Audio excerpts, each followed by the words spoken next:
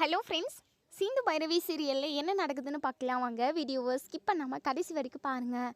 நம்ம ஆறுமுகத்துக்காக பைரவி இங்கே சஞ்சய் கிட்ட 20 லட்ச ரூபாய் கடன் வாங்கியிருக்காங்க.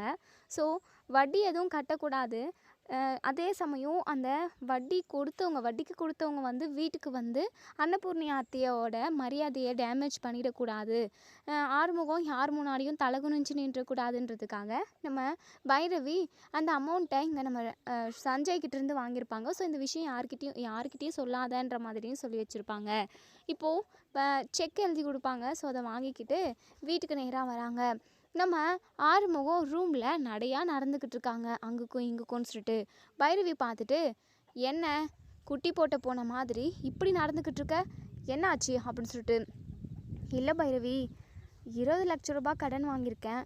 அதுக்கான வட்டி பணத்தை 2 நாளில் கொடுக்கறதா சொல்லியிருக்கேன். அது மட்டும் இல்லாமல் 2-3 மாதமாக கட்டலை. ஒட்டுமொத்தமாக சேர்த்துனா அமௌண்ட் ஜாஸ்தியாக வரும். அந்தளவுக்கு என்கிட்ட இப்போ காசே இல்லை வட்டி பணம் கொடுக்கறதுக்கு கூட. ஏன்னா என்கிட்ட இப்போ ₹1 கூட இல்லை. இருந்த கொஞ்சம் நஞ்ச பணத்தை எல்லாத்தையுமே நெல்லுக்கு மருந்து அடித்து விட்டுட்டேன். எதுவும் பூச்சி வராமல் இருக்கிறதுக்கு. அது மட்டும் இல்லாமல் இன்னும் அந்த அறுவடை பண்ணுறதுக்கு கூட 4 மாதம் ஆகும். அது வரைக்கும் பணத்துக்கு என்ன பண்ணுறதுன்னு தான் தெரியல. அது மட்டும் இல்லாமல் நாளைக்கு அடுத்த மாதம் இந்த மாதம்னு சொல்லிட்டு 3 மாதமாக வட்டி கொடுக்காம நானும் வட்டி கொடுக்குறத தள்ளி போட்டுகிட்டே வந்தேன். இப்போது கண்டிப்பாக 2 நாளில் திருப்பி கொடுக்கணும் வட்டியை அப்படின்னா என்னால் முடியுமா என்னன்னு தெரியல. கையில் எதுவுமே என்கிட்ட பணமும் இல்லை, நகையும் இல்லை. அது மட்டும் இல்லாமல் அம்மாக்கிட்டேயுமே போய் நிற்க முடியாது. ஏன்னா அம்மாக்குமே இந்த விஷயம் தெரியாது. என்ன பண்ணுறதுனே தெரியல. அதான் முழிச்சுக்கிட்டு இருக்கேன் அப்படின்னு சொல்லிட்டு வட்டி உடனே நம்ம பைரவி இருந்துட்டு, இப்படி ஒரு பயமும் பதட்டமும் இருக்குல்ல, எதுக்காக வட்டிக்கெல்லாம் பணம் கேட்குற? அது மட்டும் இல்லாமல் அந்த ரவுடி பையன்கிட்ட வட்டிக்கு பணம் வாங்கிட்டு வந்திருக்க. உனக்கு கொஞ்சம் கூட அறிவே இல்லையா? எதுவுமே யோசிச்சு பண்ண மாட்டியா? அப்படி இப்படின்னு பைரவி திட்டுறாங்க. ஸோ ஆறுமுகம் இருந்துட்டு, போதும் நிறுத்து பைரவி, நானே கடுப்பில் இருக்கேன், எப்படி வட்டியை கட்டுறதுன்னு சொல்லிட்டு நீ வேறு டென்ஷன் ஏற்றிக்கிட்டு இருக்க அப்படின்னு சொல்லிட்டு, நீ என்ன எனக்கு இப்போ ஹெல்ப்பாக பண்ணுவ அப்படின்னு சொல்லிட்டு உடனே இங்கே நம்ம பைரவி இருந்துட்டு, ஏன் நான் ஹெல்ப் பண்ண மாட்டேனா என்ன உனக்கு அப்படின்னு சொல்லிட்டு உடனே இங்கே நம்ம ஆறுமுகம் சடான்னு திரும்பி பார்த்து, என்ன பைரவி, எனக்கு உன்னால் ஹெல்ப் பண்ண முடியுமா? பைரவி, தப்பாக நினச்சிக்காத, இப்போதைக்கு வட்டி பணம் மட்டும் நீ கொடுத்துரு, நான் அதை கண்டிப்பாக உனக்கு 4 மாதம் கழித்து திருப்பி கொடுத்துட்றேன். ப்ளீஸ் பைரவி, உன்கிட்ட ஏதாவது இருந்தால் கூட நான் வட்டி கொடுத்துட்டு வந்துடுறேன் அப்படின்னு சொல்லிட்டு, நான் ஈவினிங் உனக்கு கொடுக்குறேன் ஆறுமுகம், எடுத்துகிட்டு வந்து கொடுக்குறேன், பேங்க்கில் இருக்குது அப்படின்ற மாதிரி சொல்கிறாங்க. ஸோ நம்ம ஆறுமுகத்துக்கு அப்போ தான் ரொம்ப ரிலாக்ஸாக இருக்குது. ஏன்னா அந்த வட்டி கொடுத்த ராமசாமி ரொம்பவே ரவுடி. ஸோ வட்டி கொடுக்கல அப்படின்னா அவங்க வீட்டில் உள்ள ஒட்டுமொத்த சாமான் செட்டு எல்லாத்தையுமே தூக்கி வெளியே வீசி அவமானப்படுத்திடுவாங்க. அது மட்டும் இல்லாமல் இந்த மாதிரி கொள்ளை கடத்தல் கொலை அப்படியெல்லாம் இருக்கிற ஆள் தான் அந்த ராமசாமி. ஸோ அதை நினச்சி தான் ரொம்ப பயந்துக்கிட்டே இருந்தார் நம்ம ஆறுமுகம். இப்போ வட்டி பணத்தை பைரவி கொடுக்கறதா சொல்லியிருக்கா. எப்படியாவது நம்ம வட்டி பணத்தை கொடுத்துட்டு பைரவிக்குமே கொஞ்ச நாள் நம்ம திருப்பி கொடுத்துடணும் அப்படின்னு சொல்லிட்டு ஆறுமுகம் நினைக்கிறாங்க. இப்போ தான் ரொம்ப ரிலாக்ஸாக இருக்காங்க. ஸோ இன்னொரு சைடு நம்ம சிந்து அவ்வளோ ஒரு சந்தோஷமாக இருக்காங்க. சிவா கிட்ட பேசிக்கிட்டு இருக்காங்க. டாக்டரே, எப்படியோ நான் நினச்ச மாதிரி இந்த கேன்டீன் ஆர்டரை நான் தான் எடுத்து செய்ய போகிறேன். அது மட்டும் இல்லாமல் எனக்கு ஒரு பயமும் பதட்டமும் இருந்துக்கிட்டே இருந்தது தெரியுமா டாக்டரே, எங்கே இந்த ஆர்டர் எடுக்க முடியாமல் போயிடுமோன்னு சொல்லிட்டு. நான் நினைக்கிறது எதுவுமே நடந்ததில்லை. ஆனால் கடைசியில் அந்த கடவுள் வந்து கைவிடாமல் அதை கடைசி நிமிஷத்தில் எனக்கு நிறைய கஷ்டத்தை கொடுத்து அதுக்கப்புறம் எனக்கு கொடுத்துரும் அந்த கடவுள். அந்த மாதிரி தான் டாக்டரே, இந்த கேன்டீன் ஆர்டர் கிடைச்ச மாதிரி நீயும் எனக்கு ஒரு நாள் முழுசாக கிடைக்குவ டாக்டரே. அதுக்காக தான் நான் இப்படி போராடிக்கிட்டு இருக்கேன். அன்னபூர்ணியத்தை கண்டிப்பாக சீக்கிரமாகவே நான் மன்னிச்சு ஏற்றுப்பாக. நீயும் நானும் ஒன்று சேர்ந்து சந்தோஷமாக வாழணும் டாக்டரே அப்படின்னு சொல்லிட்டு. சரி சிந்து, அதெல்லாம் இருக்கட்டும், நான் என்னென்ன மெனு சமைக்கணும்னு சொல்லிட்டு உனக்கு லிஸ்ட்டுக்கு போட்டு கொடுக்குறேன். இருக்கட்டும் டாக்டரே, இன்னும் நிறைய டைம் இருக்குல்ல, நீ கூட கொஞ்ச நேரம் பேசு டாக்டரே. என்னமோ தெரியல, மனசுக்கு அம்புட்டு நிம்மதியாக இருக்குது. அது மட்டும் இல்லாமல் ஒரே லவ் மூடாக இருக்குது டாக்டரே அப்படின்னு சொல்லிட்டு. என்ன லவ் மூடா? இங்கே பாரு சிந்து, எதுவாக இருந்தாலும் அன்னபூர்ணி பெரியாம்மா உன்னை மருமகளாக ஏற்றுக்கிறது அப்புறம் தான் சரியா அப்படின்னு சொல்லிட்டு. டாக்டரே, நான் ஒன்றும் உன்னை என்ன வேறு ஏதாவது இது பண்ண சொன்னேன், அதெல்லாம் கிடையாது. சும்மா கொஞ்ச நேரம் என் கூட உட்காந்து பேசு டாக்டரே, அம்புடு தான். அதுக்காக தான் நான் உங்ககிட்ட இப்போ கேட்டுக்கிட்டு இருக்கேன். டாக்டரே, எனக்கு ஒரு சின்ன ஆசை இருக்குது தெரியுமா? சின்ன ஆசையா? என்ன ஆசை சொல்லு அப்படின்னு சொல்லிட்டு. இல்லை டாக்டரே, உன்ன மாதிரி ஒரு சிங்கக்குட்டி ஒன்று பெற்றுக்கிட்டோம், அதே மாதிரி என்ன மாதிரி ஒரு அதாவது பாப்பா, ஒரு குட்டி பாப்பா பெற்றுக்கணும்னு ஆசை டாக்டர் எனக்கு. ஓஹோ, இது உனக்கு சின்ன ஆசையா டாக்டரே? எனக்கு இது மிகப்பெரிய ஆசைன்னு கூட சொல்லலாம் டாக்டரே. இந்த ஒரு நிமிஷத்துக்காக நான் வெயிட் பண்ணிக்கிட்டு இருக்கேன். 2 குழந்தைங்க, ஆசைக்கு ஒன்று ஆஸ்திக்கு ஒன்றுன்ற மாதிரி பொண்ணு ஒன்று பையன் ஒன்றுன்னு பெற்றுக்கணும். அது மட்டும் இல்லாமல் அந்த குழந்தைங்க நம்ம கூட இருந்துச்சு அப்படின்னா நமக்கு எம்பிட்டு கஷ்டம் இருந்தாலும் அது நமக்கு தெரியவே தெரியாது டாக்டரே. குழந்தைங்கள பார்த்தோம் அப்படின்னா அத்தனை கஷ்டமும் நமக்கு பறந்து போயிடும் அப்படின்னு சொல்லிட்டு எங்கள் சிந்து ஒரே கனவு உலகத்தில் மிதந்துக்கிட்டு இருக்காங்க. ஸோ அந்த கனவையுமே இங்கே நம்ம டாக்டர் கிட்ட, அதாவது நம்ம சிவா கிட்ட சொல்லிக்கிட்டு இருக்காங்க. ஸோ சிவாவுமே சரி சிந்து, எல்லாமே கொஞ்சம் மெதுவாக கண்டிப்பாக நடக்கும். அதாவது உன் மேலே இருக்கிற கோவம் எல்லாருக்குமே போகணும். அதுக்கப்புறம் அன்னபூர்ணி பெரியம்மாவே உன்னையும் என்னையும் சேர்த்து வைக்கணும். இப்படி நிறைய ப்ராசஸ் இருக்குது. இதுக்கப்புறம் தான் நீயும் நானும் ஒன்று சேர்ந்து சந்தோஷமாக வாழ முடியும், சரியா அப்படின்னு சொல்லிட்டு. டாக்டரே, ஒரே ஒரு விஷயம் மட்டும் உங்ககிட்ட கேட்கட்டுமா? சொல்லு சிந்து. டாக்டரே, அது வந்து உன் பெரியம்மா நான் வேண்டவே வேண்டாம், வேற ஒரு பொண்ணை தான் நீ கல்யாணம் பண்ணிக்கணுன்ற மாதிரி சொன்னாங்க அப்படின்னா உன் பெரியம்மா சொன்ன மாதிரி நீ வேற பொண்ணை கல்யாணம் பண்ணிட்டு போயிடுவியா டாக்டரே? இங்கே பாரு சிந்து, அப்படியெல்லாம் நடக்கிறதுக்கு வாய்ப்பே இல்லை. தேவையில்லாமல் இந்த மாதிரி கற்பனை பண்ணி கவலைப்படுறத விட என்ன அதாவது நெக்ஸ்ட்டு என்ன பண்ணணும், முன்னேறத்துக்கான வழி என்ன அப்படிங்கிறத மட்டும் யோசி. கண்டிப்பாக நீ சொல்கிற மாதிரி ஒரு விஷயம் நடக்கவே நடக்காது அப்படின்னு சொல்லி பேசிக்கிட்டு இருக்காங்க. அப்போ தான் இங்கே மகா வராங்க. உடனே சிவாவும் சிந்துவும் பேசிக்கிட்டு இருக்கிறத பார்த்ததுமே இங்கே நம்ம சிவா கிட்ட வந்து, சிவா உனக்கு எத்தனை டைம் சொல்கிறது சிவா, எப்போ பார்த்தாலும் இந்த சிந்து கூடவே உட்காந்து பேசிக்கிட்டு இருக்க, உனக்கு வேறு வேலையே இல்லையா? இங்கே பாருடா, இவகிட்ட நீ பேசவே கூடாது, வாடா அப்படின்னு சொல்லிட்டு கையை பிடிச்சி இழுத்துட்டு போயிடுறாங்க. இங்கே சிந்துக்கு பயங்கரமாக கோவம் வருது. கரடி நுழைஞ்ச மாதிரி அடிக்கடிக்கு நடுவில் இவங்க வந்து டாக்டரை கூட்டிகிட்டு போயிடுறாங்க.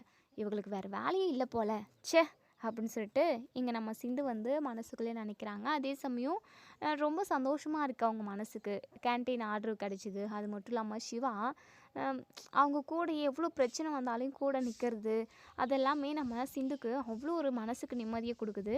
ஸோ இன்னொரு சைடு இங்கே நம்ம சிந்து பேங்க்குக்கு போயிட்டு பணத்தை எல்லாத்தையுமே எடுத்துகிட்டு வந்துடுறாங்க. ஸோ ஆறுமுகத்தை இப்போது ரூமுக்கு கூப்பிடுறாங்க. உடனே இங்கே நம்ம அதாவது சைகை பண்ணுற மாதிரி தான் கூப்பிட்றாங்க. நம்ம அன்னபூர்ணிக்கிட்ட பேசிக்கிட்டு இருக்காரு நம்ம ஆறுமுகம். ஸோ அப்போ தான் கூப்பிட்றாங்க, ஆறுமுகம் நீ கொஞ்சம் ரூம் வரைக்கும் வரியா அப்படின்னு சொல்லிட்டு. என்ன பைரவி, ரூம் வரைக்குமெல்லாம் கூப்பிடுற? ஆமாம், என்ன விஷயம்? ஐயோ, எனக்கு கையும் ஓடல காலும் ஓடல. ஆமாம், என்னை பைரவி தனியாக கூப்பிட்றாமா? அட என்னடா நீ பையன், அவன் உன் பொண்டாட்டிடா, அவள் கூப்பிடக்கூடாதா என்ன? தனியாக ஏதோ பேசுறதுக்கு, முக்கியமான விஷயம் பேசுறதுக்கு கூட கூப்பிடுவா. இல்லைம்மா, பைரவி இப்படி கூப்பிட்றதே கிடையாதும்மா இது வரைக்கும் அப்படின்னு சொல்லிட்டு துள்ளி குதிக்கிறாரு நம்ம ஆறுமுகம். ஸோ இங்கே மகா பார்த்துட்டு, ஐயோ கன்றாவி, சே இந்த கன்றாவியெல்லாம் பார்க்கணுன்னு நமக்கு தலையெழுத்து போல், எப்படி அலையிறான் ஜொல்லு விடுறான் தூ அப்படின்ற மாதிரியெல்லாம் இங்கே இந்த மகா வந்து நினைக்கிறாங்க. ஸோ இங்கே நம்ம பைரவி இருந்துட்டு, வா ஆறுமுகம் அப்படின்னு சொல்லிட்டு இப்போது ஆறுமுகம் ஒரே குஷியாக குஜாலாக ஓடி வராரு. ரூம்குள்ளுமே வராங்க. ரூமோட கதவை லாக் பண்ணிடுறாங்க நம்ம பைரவி. இங்கே ஆறுமுகத்துக்கு ஒரே குஷி. என்ன பைரவி, இப்படி நீ என்னைக்குமே பண்ணது கிடையாதே, என்னை தனியாக வேற கூப்பிடுற, ரூம் கதவை எல்லாமே லாக் பண்ணுற. பைரவி, இது வேற பகல் நேரம், இந்த டைமில் எப்படி பைரவி நீயும் நானும்? அடைச்சி எரும மாடு, என்ன பேச்சு பேசிக்கிட்டு இருக்க? புத்தி பாரு எப்படி போகுதுன்னு. சிச்சிச்சி, உனக்கெல்லாம் கொஞ்சம் கூட அறிவே இல்லை. ஆள் வளர்ந்த அளவுக்கு அறிவு வளரவே இல்லை. மூளைக்கு பதிலாக ஏதாவது வேற எதுனா மண்டைக்குள்ளே வச்சுக்கிட்டு இருக்கே என்ன? சே அப்படின்னு சொல்லிட்டு இங்கே பைரவி வந்து சொல்கிறாங்க. இல்லை பைரவி, நீ ஒரு மாதிரி நைஸாக கூப்பிட்டியா, அதான். ஐய ஆசை பாரு, இங்கே பாரு, லூசு மாதிரி பேசிக்கிட்டு இருந்தா அப்படின்னா அப்படிதான் அப்படின்னு சொல்லிட்டு. பைரவி, அப்படி நீ என்னை தனியாக கூப்பிட்டாலும் என்ன தப்பு பைரவி, நான் தான் உன் புருஷன் தானே, உனக்கு எல்லா உரிமையும் இருக்குது பைரவி அப்படின்னு சொல்லிட்டு சிரிக்கிறாங்க. ஐயய்ய, பல்லு பாரு, 32 பல்லும் அப்படியே மூஞ்சி ஃபுல்லாக தெரியுது. எருமை அப்படி வெக்கப்பட்டு நிற்காத, பார்க்கவே கன்றாவியாக இருக்குது, எருமை மாடு அப்படின்னு சொல்லிட்டு திட்டுறாங்க நம்ம பைரவி. ஸோ நம்ம ஆறுமுகம் இருந்துட்டு, போ பைரவி, இப்படியெல்லாம் நீ என்னை திட்டுறதுக்கு தான் உள்ள ரூமுக்கு தனியாக கூட்டிகிட்டு வந்தியா என்ன? ஏதோ தனியாக கூப்பிட்டு ஏதாவது சின்னதாக கிஸ்ஸாச்சு கொடுப்போன்னு பார்த்தா அதுவும் இல்லை. ஏன் பைரவி என்னை இப்படி தவிக்க விடுற அப்படின்னு சொல்லிட்டு, எருமை எருமை இரு உன்னை நான் என்ன பண்ணுறேன்னு பாரு அப்படின்னு சொல்லிட்டு தேடுறாங்க ஏதாவது கைக்கு கிடைக்குமான்னு. சரி சரி சரி சரி சாரி பைரவி, நீ என்ன சொல்ல வந்தியோ அதை சொல்லு. நான் தான் தேவையில்லாமல் என்னென்னமோ கற்பனை பண்ணி ரொம்ப சந்தோஷப்பட்டுட்டேன். விடு, கற்பனையாலையாவது நான் சந்தோஷமாக இருக்கிறேனே, நேரில் நிஜத்தில் அதெல்லாம் நடக்காதுல்ல. நடக்காதுன்னு எனக்கு தெரியும். இருந்தாலும் சின்னதாக ஒரு அல்ப ஆசை தான். சரி சரி சொல்லு பைரவி, என்ன விஷயம், எதுக்காக என்னை தனியாக கூப்பிட்ட அப்படின்னு சொல்லிட்டு ஒரு ஹேண்ட்பேக்லேருந்து பணத்தை எல்லாத்தையுமே கட்டுக்கட்டாக எடுத்து இங்கே நம்ம பைரவி இருந்துட்டு ஆறுமுகத்துக்கிட்ட கொடுக்குறாங்க. இங்கே ஆறுமுகம் பயங்கரமாக அதிர்ச்சியாகி போய் பார்க்குறாங்க. என்ன பைரவி இது, ஏது உனக்கு இவ்வளோ பணம் அப்படின்னு சொல்லிட்டு. எங்க பாரு ஆறுமுகம், ஏது என்னது அதனெல்லாம் கேட்காத. நான் இதை சேவிங்ஸ் பண்ணி வச்சுருந்த பணம் தான். ஸோ நீ கஷ்டத்தில் இருக்கிறப்போ சும்மா இருக்கிற பணம் எதுக்கு, அதுக்காக தான் உனக்கு கொடுத்து உதவலாமேன்னு. எங்கள் பாரு ஆறுமுகம், இது ஒன்றும் அதாவது சும்மா கொடுக்குற பணமெல்லாம் கிடையாது. நீ எனக்கு திருப்பி கொடுத்துடணும். என்ன ஒன்று, உனக்கு வட்டி இல்லை, அவ்வளோதான். அந்த ராமசாமி கிட்ட பணம் வாங்கியிருந்தேன்ல, அந்த பணத்தெல்லாம் கொடுத்து அடைச்சிடு. 20 லட்ச ரூபா இருக்குது இதில் அப்படின்னு சொல்லிட்டு. இதை கேட்ட இங்கே நம்ம ஆறுமுகம் பயங்கரமாக ஷாக் ஆகுறாரு. பைரவி, எனக்காக நீ கஷ்டப்பட்டு சேர்த்து வச்சுருந்த பணத்தை கொடுக்குற, எனக்கு ரொம்ப சந்தோஷமாக இருக்குது பைரவி அப்படின்னு சொல்லிட்டு உடனே இங்கே பைரவியை கட்டி பிடிக்க போகும். இங்கே பாரு நில்லு ஒரே நிமிஷம், எங்கே வர? இல்லை பைரவி, சின்னதாக ஒரு ஹக்கும் வேணாம், ஒரு மண்ணும் வேணாம், அங்கேயே நில்லு. அதுக்கப்புறம் எனக்கு கெட்ட கோவம் வரும் பார்த்துக்கோ. இல்லை பைரவி, எனக்காக நீ எவ்வளோ பெரிய விஷயத்த பண்ணியிருக்க. ஒரு சாதாரணமாக ஒரு கட்டிப்பிடிப்பு கூட இல்லைனா எப்படி? இங்கே பாரு ஆறுமுகம், உனக்கு நான் இவ்வளோ பெரிய உதவி செஞ்சுருக்கனேன்னு சொல்லிட்டு நீ என் காலில் விழுந்து நன்றி சொல்லணும். ஆனால் கட்டி பிடிக்கணும்னு வர, அறிவே இல்லையா உனக்கு அப்படின்னு சொல்லிட்டு. பைரவி, என்ன பைரவி இது? சரி பைரவி, எனக்காக இம்புட்டு பணத்தை ரெடி பண்ணியிருக்க, நீ கவலைப்படாத பைரவி.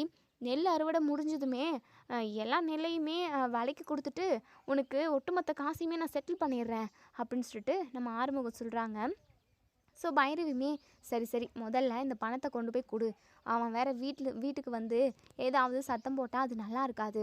அதுக்கப்புறம் அன்னபூர்ணி அத்தைக்கு தான் இது மிகப்பெரிய அவமானமாக போயிடும். ஆமாம் பைரவி, நீ சொல்கிறதும் கரெக்டு தான். எனக்குமே பயந்துக்கிட்டே ஒரு பயம் இருந்துக்கிட்டே தான் இருந்தது, எங்கே அவன் வீட்டுக்கு வந்துடுவானோன்னு சொல்லிட்டு. எப்படியோ பைரவி, எனக்காக இவ்வளோ பெரிய அமௌண்ட்டை நீ கொடுத்துருக்க. எப்பவுமே நான் நன்றி கடனாக இருப்பேன் பைரவி. ஒரு மண்ணாங்கட்டியும் தேவையில்லை, நீ போய் பணத்தை கொடுத்து செட்டில்மெண்ட் பண்ணிட்டு வா போ அப்படின்னு சொல்லிட்டு சொல்கிறாங்க.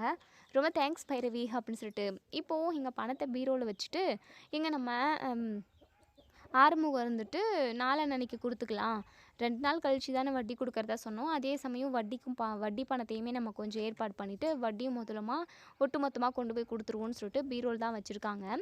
ஸோ இவங்க 2 பேருமா பணம் நம்ம பைரவி வந்து ஆறுமுகத்துக்கு கொடுத்தது இது எல்லாமே இங்கே எஸ்சிக்கு தெரிய வருது. ஸோ அந்த ரூமுக்கு வெளியே நின்று தான் என்ன நடந்ததுன்னு சொல்லிட்டு ஒட்டு கேட்டுக்கிட்டு இருந்திருக்கான் இந்த பொறுக்கி எஸ்சிக்கின்னு கூட சொல்லலாம். ஸோ எஸ்சிக்கு ஒரே குஜால் தான். ஏன்னா 20 லட்சம் ரூபாய் நம்ம சாதாரணமாக கேட்டால் யார் கொடுப்பாங்க? அது மட்டும் இல்லாமல் இந்த வீட்டுக்கே தெரியாமல் தான் இந்த பைரவி இந்த ஆறுமுகத்துக்கு 20 லட்ச ரூபாய் கொடுத்துருக்கா. சரி, இந்த பணத்தை நம்ம ஆட்டையை போட்டுருவோம் அப்படின்னு சொல்லிட்டு எஸ்சிக்கு ஒரு பிளானை பண்ணிட்டாங்க. ஸோ ஆறுமுகம் வெளியே வரவும் உடனே இங்கே எஸ்சிக்கு போய் மறைஞ்சிக்கிறாங்க. ஸோ இங்கே நம்ம ஆறுமுகம் போய் சோஃபா மேலே நம்ம அன்னபூர்ணி பக்கத்தில் உட்காடுறாங்க. என்னையா ஆறுமுகம், பைரவி உன்னை தனியாக கூப்பிட்டு என்ன சொன்னாயா அப்படின்னு சொல்லிட்டு. அதுமா அது எனக்கு சொல்கிறதுக்கே வெக்கமாக வருதுமா அப்படின்னு சொல்லிட்டு ஒரு பக்கம் பைரவி நின்று குறுக்குறுன்னு பார்த்துக்கிட்டே இருக்காங்க. என்ன இப்படி நெளிறான், நான் என்ன அப்படி சொன்னேன்? ஐயோ, இவன் மனசில் என்ன இருக்கோ அதை அத்தைக்கிட்ட சொல்லிட போகிறான், இவன் வேற இடக்க முடுக்கவா சொல்லுவானே அப்படின்னு சொல்லிட்டு பைரவி இங்கே குறுக்குறுன்னு முறைச்சி பார்த்துக்கிட்டு இருக்காங்க. ஸோ எங்கள் ஆறுமுகம் இருந்துட்டு பைரவியை பார்த்து ஒரே வெக்கம். உடனே இங்கே பைரவிக்கு ஒரு மாதிரி இருக்குது, ஆனால் நம்ம ஆறுமுகத்துக்கு அவ்வளோ ஒரு குஷியாக இருக்குது. ஸோ நம்ம அன்னபூரணி இருந்துட்டு, என்னையா ஆறுமுகம் இப்படி வெக்கப்படுற, எனக்கு சிரிப்பாக வருதையா ஆறுமுகம், இங்கே பாரியா, நீ முதல்ல வெக்கப்படாமல் பைரவி உன்னை தனியாக கூட்டிகிட்டு போய் என்ன சொன்னான்னு சொல்லியா அப்படின்னு சொல்லிட்டு. அம்மா, எனக்கு எல்லாரும் முன்னாடியும் சொல்கிறதுக்கு ஒரு மாதிரி வெக்கமாக இருக்குமா, நான் வேணா உங்கள் காதில் சொல்லவா அப்படின்னு சொல்லிட்டு, சரியா சொல்லியா அப்படின்னு சொல்லிட்டு இதெல்லாம் பார்த்துக்கிட்டு இருந்த மகாவுக்கு பயங்கரமாக கடுப்பாகுது. இந்த மகாவுக்கும் எசைக்கும் வீட்டில் உள்ள யார் சந்தோஷமாக இருந்தாலுமே ஆகாது, பற்றிக்கிட்டு எரியும். இந்த வீட்டில் ஏதாவது ஒரு கெட்டது நடந்தால் மட்டும்தான் இந்த மகாவுக்கும் எசைக்கும் அவ்வளோ ஒரு சந்தோஷமாக இருக்கும். முகம் ஃபுல்லாக பல்லாவே இருக்கும். ஸோ இப்போது இங்கே நம்ம ஆறுமுகம் வெக்கப்பட்டுக்கிட்டு இருக்கிறத பார்த்தேன். இங்கே மகாவுக்கு பயங்கரமாக கடுப்பாகுது. இங்கே பாரு ஆறுமுகம், என்ன இது பார்க்குறதுக்கே கன்றாவியாக இருக்குது, என்ன நீ இப்படி வெக்கப்பட்டுக்கிட்டு இருக்க? உங்கள் புருஷன் பொண்டாட்டிக்குள்ளே 1000 நடக்கும், அது எல்லாத்தையுமே இங்கே வெக்கப்பட்டுக்கிட்டு சொல்லிக்கிட்டு இருப்பியா? அசிங்கமாக இல்லை உனக்கு அப்படின்னு சொல்லிட்டு உடனே அங்கே அன்னபூர்ணி இருந்துட்டு, மகா இதில் போய் என்ன அசிங்கம் இருக்குது? அவன் அந்த அளவுக்கெல்லாம் அவங்க தப்பாக பேசியிருக்க மாட்டாங்க, சொல்லி ஆறுமுகம் அப்படின்னு சொல்லிட்டு, வாங்கம்மா உங்கள் காதில் சொல்கிறேன் அப்படின்னு சொல்லிட்டு இங்கே நம்ம ஆறுமுகம் இருந்துட்டு, அம்மா பைரவிக்கு குழந்த பெற்றுக்கணும்னு ஆசை வந்துருச்சாம்மா, அதான் அதை பற்றி தாம்மா பேசிக்கிட்டு இருந்தோம். அவளுக்கு 10 பிள்ளைங்க, அதுவும் என்ன மாதிரி கரு கரு கரு கருன்னு இருக்கணுமாம்மா. அவள் என்கிட்ட சொன்னா தெரியுமா, எனக்கு அப்படியே ஒரே ஒரு சந்தோஷம்லாம் சொல்ல முடியல அப்படின்னு சொல்லிட்டு இங்கே நம்ம ஆறுமுகம் அன்னபூர்ணியோட காதல் சொல்லவும் அன்னபூர்ணிக்கு ஒரே சந்தோஷமாக ஆயிடுது, சிரிப்பு சிரிப்பாக வருது, சிரிக்கவும் செஞ்சிடுறாங்க. உடனே நம்ம பைரவி இருந்துட்டு, அத்தை இந்த ஆறுமுகம் உங்ககிட்ட என்ன சொன்னா அத்தை, நீங்கள் ஏன் இவ்வளோ சந்தோஷப்படுறீங்க, அதே சமயம் சிரிக்கவும் செய்றீங்க? நான் சந்தோஷப்படுறேன்னா அதுக்கு ஒரு காரணம் இருக்குது, அதே மாதிரி நான் சிரிக்கிறேன்னா அதுக்கும் ஒரு காரணம் இருக்குது அப்படின்னு சொல்லிட்டு இங்கே நம்ம அன்னபூர்ணி சொல்கிறாங்க. என்ன அத்தை, அப்படி என்ன இந்த ஆறுமுகம் சொன்னான் உங்ககிட்ட அப்படின்னு சொல்லிட்டு, அது வந்து பைரவி, அவன் நீ குழந்த பெற்றுக்கணும்னு ஆசைப்பட்டியாமே, அது விஷயமா தான் அவன்கிட்ட பேசினதா அவன் சொன்னான். அதை நினச்சி எனக்கு ரொம்ப சந்தோஷந்தான். சந்தோஷப்படுறதுக்கான காரணம் இது. அதே சிரிச்சதுக்கான காரணம் என்ன தெரியுமா? அவனை மாதிரி கருப்பாக நல்லா கரு கரு கருன்னு சிங்கக்குட்டி மாதிரி 10 பிள்ளைங்க பெற்றுக்கணும்னு ஆசைப்பட்டியாமே, அதான் எனக்கு ஒரே சிரிப்பாக வந்துருச்சு. 10 பிள்ளைங்களா நீ பெற்றுக்கணும்னு ஆசைப்படுற பைரவி, 10எல்லாம் பெற்றுக்கிட்ட அப்படின்னா உடம்பு தாங்காதுமா. இந்த காலத்துக்கு ஒரு 2 1ஓ 2ஓ பெற்றுக்கிட்டோம் அப்படின்னா அதுவே போதுன்ற மாதிரி தான் அப்படின்னு சொல்லிட்டு இங்கே அன்னபூர்ணி சொல்லவும், இதை கேட்ட இங்கே நம்ம பைரவிக்கு கோவம் வருது. அத்தை என்ன தான் இப்படி தான் சொன்னானா? உடனே இங்கே நம்ம ஆறுமுகம் வந்து உஷாராயிடுறாரு. ஏன்னா எந்திரிச்சு ஓட ஆரம்பிச்சிடுறாரு. உடனே இங்கே நம்ம பைரவி இருந்துட்டு பக்கத்தில் உள்ள ஒரு பூத்தொட்டி எடுத்துக்கிட்டு, டே எரும மாடு நில்லுடா, எரும மாடு எரும மாடு, கொஞ்சம் கூட அறிவுன்றதே இல்லை அவனுக்கு அப்படின்னு சொல்லிட்டு பின்னாடியே ஓடி பிடிச்சி திரிஞ்சு ஓடி விளையாடிக்கிட்டு இருக்காங்க. ஸோ இதெல்லாம் பார்த்துக்கிட்டு இருந்த அன்னபூர்ணிக்கு சிரிப்பாக வருது. உடனே மகா இருந்துட்டு, என்னக்கா ஏதோ இப்போ தான் கல்யாணம் ஆன மாதிரி சின்னஞ்சிறுசங்க மாதிரி சிரித்து பேசிக்கிட்டு இப்படி இது பண்ணிக்கிட்டு இருக்குங்க, இதை பார்த்து நீங்கள் சிரிச்சுக்கிட்டு இருக்கீங்க, இவங்க 2 பேரும் குழந்தைங்க மாதிரியே பண்ணிக்கிட்டு இருக்காங்கக்கா அப்படின்னு சொல்லிட்டு, விடு மகா ஏதோ சந்தோஷமாக பேசி சிரிச்சுக்கிட்டு போகிறாங்க அப்படின்னு சொல்லிட்டு இங்கே நம்ம அன்னபூர்ணி வந்து சொல்கிறாங்க. ஸோ இன்னொரு சைடு இங்கே நம்ம எஸ்சிக்கு இருந்துட்டு மகாவை தனியாக கூப்பிடுறாங்க. அக்கா உங்ககிட்ட ஒரு முக்கியமான விஷயம் பேசணுங்க்கா, அக்கா உங்ககிட்ட 1 லட்சம் இருந்தால் கொடுக்கா அப்படின்னு சொல்லிட்டு, டேய் எஸ்சிக்கு 1 லட்சமா, 1 லட்சத்துக்கு நான் எங்கடா போகட்டும், எங்கேயாவது திருட தான் போகணும். அக்கா அதேதான்க்கா, அதேதானா என்ன அர்த்தம்? திருடுதான்க்கா போகிறோம். திருட போகிறோமா? என்னடா 2 பேரையும் ஒன்று சேர்த்து வச்சு பேசுகிற, அதுவும் திருடுறது, ஐயோ இது ஏற்கனவே நகையை திருடி எப்போ மாட்டிப்போமோன்னு சொல்லிட்டு பயந்துக்கிட்டு இருக்கோம், இந்த மாதிரி சமயத்தில் நீ ஏதோ திருடுறதை பற்றிலாம் பேசுகிற, வேணாண்டா இசைக்கு, எக்கு தப்பாக ஆகிட போகுது அப்படின்னு சொல்லிட்டு, அக்கா நம்ம என்ன பேங்க்லேயே போய் கொள்ளடிக்க போகிறோம், அது மட்டும் இல்லாமல் இல்லை பக்கம் அக்கம் போய் திருட போகிறோமா, வீட்டுக்குள்ளே திருட போகிறோங்க்கா அப்படின்னு சொல்லிட்டு, வீட்டுக்குள்ளவா? யார் பணத்தடா? அன்னபூர்ணி அக்கா ரூம்லையா? இல்லைக்கா அன்னபூர்ணி அக்கா ரூம்லலாம் இல்லை, இந்த ஆறுமுகத்தோட ரூமில் அப்படின்னு சொல்லிட்டு, ஆறுமுகம்மா? ஆறுமுகம் கிட்ட அந்த அளவுக்கு பணம் வீட்டிலலாம் அவன் எப்பவுமே வைக்கிறது இல்லடா அப்படின்னு சொல்லிட்டு, அக்கா அவன் வச்சுருக்காங்க்கா, இந்த பைரவி சேவிங்ஸில் வச்சுருந்த பணத்தை அந்த ஆறுமுகத்துக்கு ஏதோ கடனை அடைக்கிறதுக்காக 20 லட்ச ரூபா கொடுத்துருக்கா. அவனும் நாளான்னைக்கு எடுத்துகிட்டு போய் அந்த கடனை அடைக்கிறதா பிளான் பண்ணி பீரோலேயே பணத்தை வச்சுருக்கான். அந்த 20 லட்சத்தை நம்ம ஏன்க்கா எடுக்கக்கூடாது அப்படின்னு சொல்லிட்டு, இதை கேட்ட இங்கே நம்ம மகா இருந்துட்டு பயங்கரமாக ஷாக் ஆகுறாங்க. நீ சொல்கிறதும் கரெக்டு தான்டா. இப்போதைக்கு பெருக்கி பார்த்தா 20-30,000 கூட நம்ம கையில் சேராது. ஆனால் 20 லட்ச ரூபான்னு சொல்கிற, எடுத்துட்டோம் அப்படின்னா லைஃப் லாங் உட்காந்து சாப்பிட்ற மாதிரி தான்டா. ஏற்கனவே நம்ம இந்த வீட்டில் ஓசி சோறு தான் சாப்பிட்டுக்கிட்டு இருக்கோம். நமக்கு என்ன அப்படி பெருசாக செலவு இருக்க போகுது? அதை நம்ம சேவிங்ஸில் போட்டு வச்சுருவோம். அது மட்டும் இல்லாமல் ஏதாவது தேவை அப்படின்னா இல்லைனா நகை ஏதாவது எடுத்துக்கலாம்டா. உனக்கு என்ன வேணுமோ அதெல்லாமே நம்ம பார்த்து பண்ணிக்கலாம்டா. நீ சொன்னது கரெக்டு தான். நம்ம ஆறுமுகத்தோட பணத்தை ஆட்டையை போட்டுருவோம் அப்படின்னு சொல்லிட்டு இப்போது இங்கே இப்போது வீட்டில் யாருமே இல்லை. ஸோ நம்ம ஆறுமுகமும் வயலுக்கு போயிருக்காங்க. இங்கே நம்ம பைரவி இருந்துட்டு அவங்க ஃப்ரெண்டை பார்க்குறதுக்காக போயிருக்காங்க. ஸோ அன்னபூர்ணி எப்போவுமே ஹாலில் தான் இருப்பாங்க. இந்த மாதிரி சமயமாக பார்த்து இங்கே ஆறுமுகத்தோட ரூமுக்கு போயிட்டு எஸ்சிக்குமே பீரோவில் வச்சுருக்க 20 லட்ச ரூபா பணத்தை வந்து எடுத்துக்கிட்டு இப்போ அவங்க ரூமுக்கு போயிடுறாங்க. ஸோ அவங்க ரூம்லுமே அந்த பணத்தை கொண்டு போய் வச்சிடுறாங்க. இப்போ மகாவை கூட்டிகிட்டு போயிட்டு பார்த்தீங்களாக்கா கட்டு கட்டாக எம்புட்டு பணம் இருக்குன்னு சொல்லிட்டு அப்படின்னு சொல்லிட்டு இப்போது இங்கே இந்த எஸ்சிக்கு வந்து மகா கிட்ட சொல்லியாச்சு. மகா இருந்துட்டு நம்ம கொஞ்ச நேரம் கூட இந்த பணத்தை இங்கே வைக்கக்கூடாது. நம்ம போய் உடனடியாக இதை நகையாக மாற்றி பீரோவில் எடுத்துகிட்டு வந்து வைப்போம். யாருக்கும் தெரியக்கூடாது. நம்ம இப்போவே இப்போ கிளம்புவோம் அப்படின்னு சொல்லிட்டு இவங்க 2 பேருமா ஒரு மஞ்சள் பையில் அந்த பணத்தை போட்டு கொண்டு போகிறாங்க. ஸோ இங்கே அன்னபூர்ணி பார்த்துட்டு எங்கே மகா எங்கே 2 பேருமா போய்கிட்டு இருக்கீங்க? சும்மா தான்க்கா இங்கே கோவில் வரைக்கும். கோவில் வரைக்குமா? ஆமாம், பையில் என்ன இருக்குது? அது ஒன்றும் இல்லைக்கா, அது சும்மா பை தான். அங்கே ஏதாவது அன்னதானம் போட்டாங்க அப்படின்னா அதை எடுத்துகிட்டு வரதுக்காக தான்க்கா. என்ன மகா, இது வரைக்கும் நீ இப்படி பண்ணதே கிடையாதே. சரி நானும் கோவிலுக்கு வரேன். ஐயோ அக்கா நீங்கள் வர வேண்டாக்கா அப்படின்னு சொல்லிட்டு பக்கத்தில் இங்கே அதாவது நம்ம எசக்கியோட காலில் ஒரு தேள் ஏறி வருது. ஸோ அதை பார்த்ததுமே பயத்தில் அப்படியே கை கால்லாம் உதறி போயிடுது. அந்த பதற்றத்தில் பணத்தை கீழே போட்டுடுறாங்க. ஸோ அந்த மஞ்சப்பையில் உள்ள கட்டுக்கட்டான பணம் எல்லாமே கீழே வந்து விழுது. ஸோ அதை பார்த்ததுமே இங்கே நம்ம அன்னபூர்ணி பயங்கரமாக ஷாக் ஆகுறாங்க. இங்கே மகாக்கு அப்படியே அல்லு கிளம்பிடுது. பயங்கரமாக அதிர்ச்சி ஆகுறாங்க. முடிஞ்சு சொல்லி இந்த எஸ்சிக்கு முடிச்சு விட்டுட்டான் அப்படின்னு சொல்லிட்டு உடனே அன்னபூர்ணி இப்போ அந்த பணத்தை எல்லாம் பார்த்துட்டு எடுத்து பார்க்குறாங்க. எக்கச்சக்கமான பணம் சேருமே. இவ்வளோ பெரிய பை ரொம்ப பணமா? இவ்வளோ பணமும் உங்களுக்கு 2 பேருக்கும் எப்படி கிடச்சிது அப்படின்னு சொல்லிட்டு அன்னபூர்ணி கேள்வி கேட்க ஆரம்பிச்சிடுறாங்க. ஸோ எங்கேயோ போயிருந்த நம்ம பைரவியும் வயல்லேருந்து நம்ம ஆறுமுகமும் 2 பேருமா வராங்க. ஸோ இங்கே அன்னபூரணி இங்கே மகா கிட்டேயும் இந்த எஸ்சிக்கு கிட்டேயும் என்ன பணம் எப்படி வந்தது அப்படின்னு சொல்லி கேள்வி கேட்கவும் 2 பேருமா திருட்டு முழிக்கிறாங்க. அக்கா அது வந்து அதெல்லாம் எஸ்சிக்கியோட பணம் தான்க்கா. அவன் சின்ன வயசுலேருந்து சேர்த்து வச்சுருந்த பணம். அவனுக்கு ஏதோ எடுக்கணும்னு ஆசை போல் அந்த நகையில் பிரேஸ்லெட்டு அதெல்லாம் வாங்கணும்னு சொன்னான். சரி அதுக்காக தான்க்கா வாங்கலான்னு போய்கிட்டு இருக்கோம் அப்படின்னு சொல்லிட்டு. என்ன மகா மாற்றி மாற்றி பேசுகிற? இப்போ நம்ம கோவிலுக்கு போகிறோம் அப்படின்னு மஞ்சப்பையில் என்ன இருக்குதுன்னு கேட்டால் அன்னதானம் கொடுப்பாங்க. அதை வாங்கி போட்டுட்டு போகிறதுக்கு தான் மஞ்சப்பை அப்படின்னு சொல்லிட்டு என்கிட்ட ரீல் விட்ட.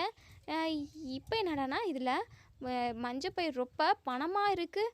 நீங்கள் 2 பேருமா சேர்ந்து ஏதோ ஒரு விஷயத்த மறைக்கிறீங்க அப்படின்னு சொல்லிட்டு உடனே இங்கே நம்ம ஆறுமுகம் பைரவியும் ஓடி வந்து எம்பிட்டு பணம் இருக்குது அத்தை அதில் அப்படின்னு சொல்லிட்டு பைரவி கேட்கவும் எப்படியும் 10-20 லட்சம் இருக்கும் அப்படின்னு சொல்லிட்டு அத்தை இந்த பணம் என்னுடையது தான் அப்படின்னு சொல்லிட்டு உடனே இங்கே நம்ம அன்னபூர்ணி என்னம்மா பைரவி சொல்கிற அப்படின்னு சொல்லிட்டு உடனே ஆறுமுகமும் ஆமாம்மா இது பைரவியோட பணம் அப்படின்னு சொல்கிறாங்க. நடந்த எல்லாத்தையுமே சொல்லிடுறாங்க நம்ம ஆறுமுகம்.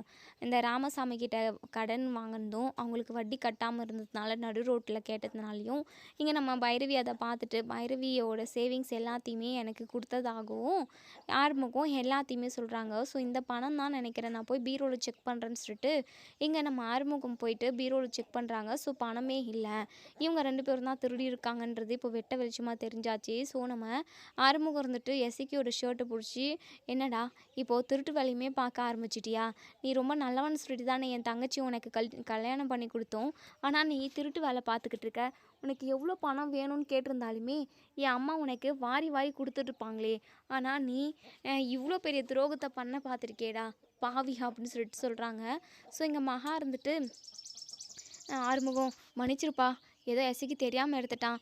உடனே அன்னபூர்ணி இருந்துட்டு, எஸ்ஐக்கு மேலே மட்டும் பழிய போடாத மகா, நீயும் இதுக்கு உடந்தையாக தான் இருந்திருக்க. கொஞ்சம் கூட மனசாட்சியே இல்லாமல் 20 லட்ச ரூபா பணத்தை திருடிக்கிட்டு எங்கேயோ வெளியூருக்கு ஓடலான்னு பார்த்துருக்கீங்க நீங்கள் 2 பேரும்.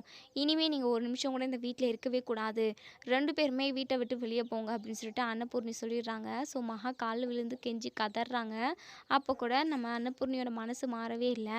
கூட இருக்கிறவங்க எல்லாருமே இப்படி நம்பிக்கை துரோகம் தான் பண்ணுறீங்க அப்படின்ற மாதிரி ரொம்பவே புலம்பிக்கிட்டு இருக்காங்க. உடனே பைரவி இருந்துட்டு, அதான் அத்தை உங்கள் 2 பேரும் இந்த வீட்டில் இருக்கக்கூடாதுன்னு சொல்கிறாங்கல்ல, நீங்கள் 2 பேருமே வெளியே போங்க, உங்களை பார்க்க பார்க்க அத்தைக்கு தான் கோவம் வரும், அவங்களும் டென்ஷன் ஆவாங்க, ஒழுங்காக போங்க அப்படின்னு சொல்லிட்டு துரத்துறாங்க.